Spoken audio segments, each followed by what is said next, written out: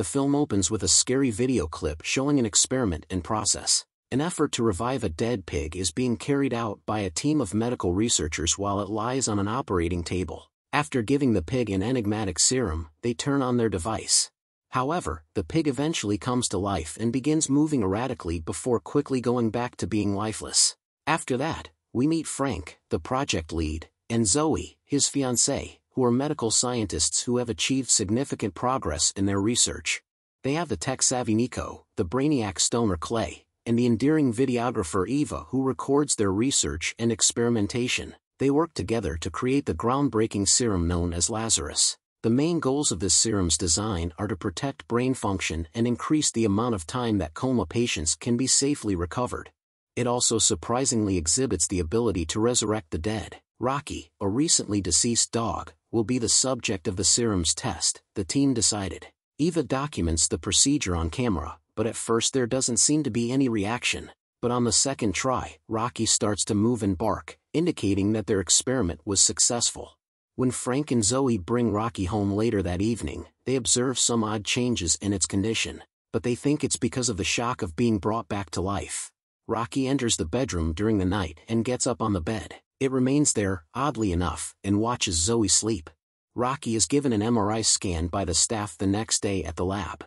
They learn from it that the dog's brain is experiencing a great deal of aberrant activity. Additionally, they discover that the serum is still in its bloodstream even though it should have disappeared in a matter of hours.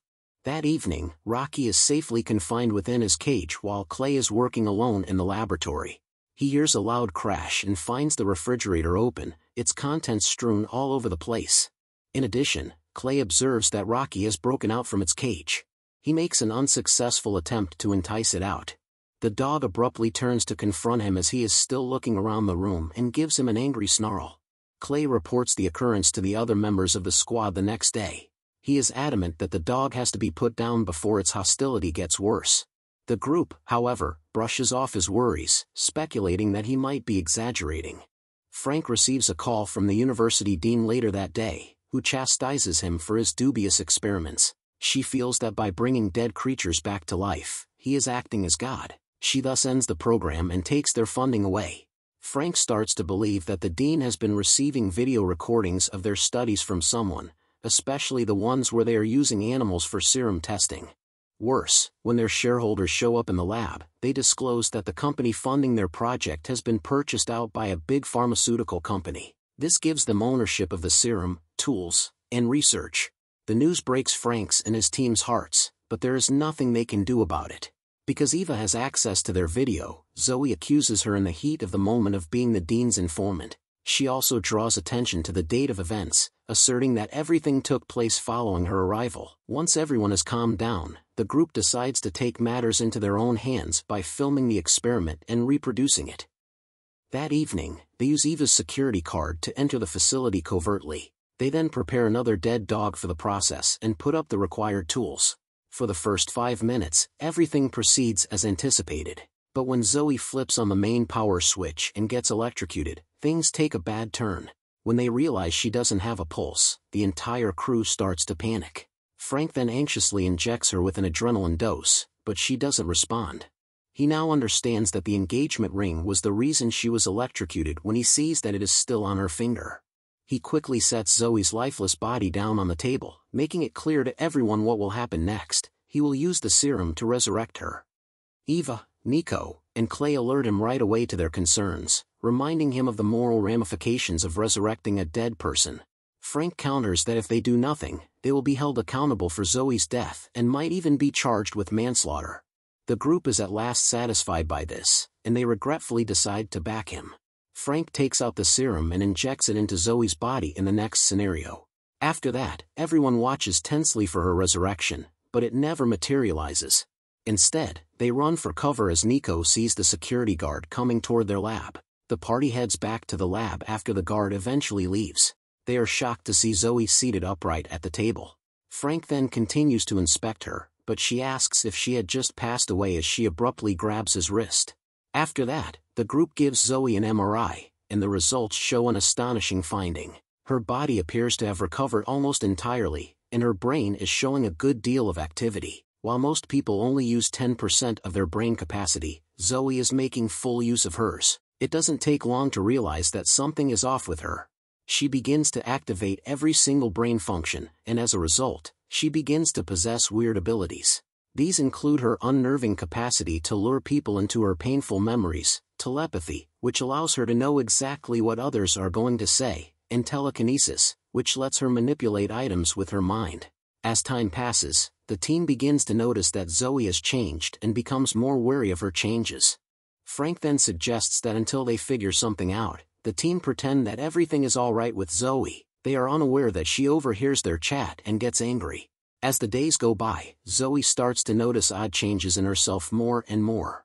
Unexpectedly, the injection site and her fingertips get darker, and the lights flicker rapidly around her. She also learns that every time she comes into contact with water, she receives electric shocks. Zoe approaches Frank one evening and tells him about all the weird changes she's been going through. She once got stuck in an apartment building that was on fire. Frank explains to her, though, that the nightmare has remained her painful childhood experience ever since. It is revealed that Zoe once heard frantic calls for assistance when stranded in a burning building. In addition, she observed burned hands grabbing at her from behind a door. Frank then gives Zoe a little sedative injection and lets her recuperate by herself. Later, Eva stops by her room to give her a quick check-in. However, when she leaves the chamber, she unexpectedly finds herself thrown into a flaming structure. Eva notices a small child holding something in her hand in the corridor. The girl then vanishes, leaving Eva encircled by hands that are burning and extending toward her. Her wrist is suddenly grabbed by one of the hands, waking her up with a scream. We notice that she has a burn mark on her wrist as the others run to her side. Frank starts to see the parallels between Zoe's recurrent nightmares and Eva's dream following this incident. However, before he can completely comprehend the issue, Nico learns that for several months, an unknown entity has been quietly watching over their actions and downloading data from their system. It is clear that whoever is responsible for this is aware of their whereabouts and is a threat to their security. When Frank realizes they are in danger, he tells the team to leave the lab immediately. Shortly after, Nico looks around the room nervously and realizes that Zoe is no longer sat on the couch. She seems to materialize behind him as the lights start to flicker. Then Zoe begs him to explain to her the strange changes she's experiencing. She even goes in to give him a kiss in a last-ditch effort to control him, but Nico firmly refuses her. Sadly, as Zoe's inner devil rises, this proves to be a poor choice. The room suddenly gets dark, and her eyes turn black. When Nico tries to comfort her, she suddenly vanishes. Then, we witness Nico being dragged into a neighboring closet by an invisible force via a security camera feed. He cries out and pleads for assistance, but nobody can hear him. Shortly after, Zoe reappears and employs her telekinetic abilities to smash the closet, mercilessly murdering poor Nico. When the other members of the group return to see how Zoe is doing, they discover her lounging carelessly on a couch in the next scene. She acts as though she is ignorant when they ask where Nico is. Clay becomes more and more anxious as the seconds tick by and tries to contact for assistance. However, the power unexpectedly turns off before he can act, leaving them without a way to communicate. Clay confronts Zoe, frustrated and thirsty for information, and asks to know what she did. However, she maintains her unnaturally calm demeanor and utilizes her strength to strangle Clay with his vape pen. The others quickly move to step in when they learn of this. But in spite of everything they do, the poor person dies. Then, as Frank looks at his fiancée, he observes her eerie smile. He suddenly understands that she is to blame for everything because of this. At that moment, the lights go out, and Zoe disappears into the darkness. Frank makes the decision to kill her first since he knows that she will follow him. He gets ready a syringe laden with the deadly substances usually used to put animals to sleep. Then he tells Eva about his scheme and begs her to stay concealed until he comes looking for her. Frank runs into Zoe in the corridor shortly after and tries to comfort her that he will figure something out. She asks him, in tears, if he still loves her, and he responds that he does. But she can read his thoughts and discovers that he doesn't really. Zoe comes to the realization that he now sees her as someone else, someone he no longer wants to be around and no longer loves. She instantly kills him by snapping his neck in a fit of wrath. To become even stronger, she then gives herself an injection of the leftover serum. Eva gets ready the syringe that contains the deadly substances in the meantime. Her goal is to eliminate Zoe permanently. But just as she gets close to her, the burning building unexpectedly swallows her again. She encounters a young girl there who happens to be a younger Zoe. It is revealed to her that she was the one who started the fire when this girl hands her a book of matches. Eva finally comprehends the reason for Zoe's nightmares at this point. She still feels bad about causing the fire that killed numerous people, which is why. The young Zoe is then consoled by Eva, who reassures her that it wasn't all her fault.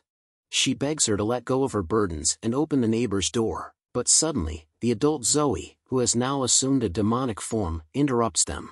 She moves slowly toward them, her flesh burned and her eyes darkened. However, the young Zoe unlocks the neighbor's door before she can reach them, engulfing them in a shining flash of light. When we are reunited with reality, we discover that Eva accidentally shot Zoe in the chest. When the latter finally acknowledges her error and apologizes, Eva gives her another shot, which effectively kills her. Firefighters and paramedics arrive at the facility shortly after. Eva is approached by a firefighter who offers to assist her. However, at this point, she becomes aware that Zoe's corpse is missing. It is discovered that the fireman is actually Zoe in disguise in an unexpected turn of events. Eva attempts to flee, but the cruel girl snaps her neck, murdering her right away. Following this, Zoe places Frank's lifeless body on a table and administers the serum to him. The film ends with him coming to life out of nowhere.